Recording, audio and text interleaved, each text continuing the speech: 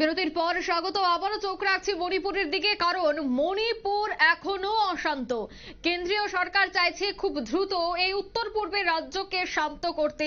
নিরাপত্তার চাদরে কিভাবে মুড়ে ফেলা যায়, কিভাবে অশান্তি থামানো যায়, তার চেষ্টায় কিন্তু কেন্দ্র ইতিমধ্যেই স্বরাষ্ট্র মন্ত্রকের নির্দেশ যে মণিপুরে বাড়ছে সিআরপিএফ এর নিরাপত্তা। জঙ্গি হানা রুখতেই মণিপুরে মোতায়েন হচ্ছে আরো 2000 সশস্ত্র বাহিনী।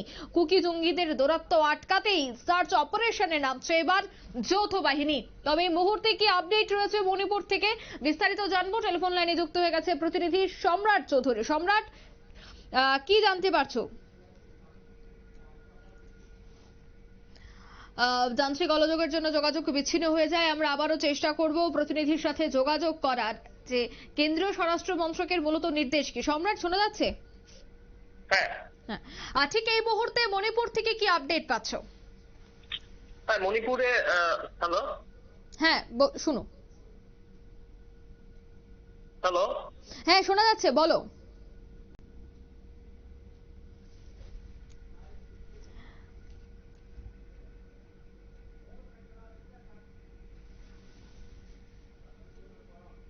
যান্ত্রিক গোলযোগের জন্য আমাদের যোগাযোগ বিচ্ছিন্ন হয়ে যায়। আমরা এই সংক্রান্ত খবর নিয়ে আবারও কিছুক্ষণের মধ্যে ফিরছি।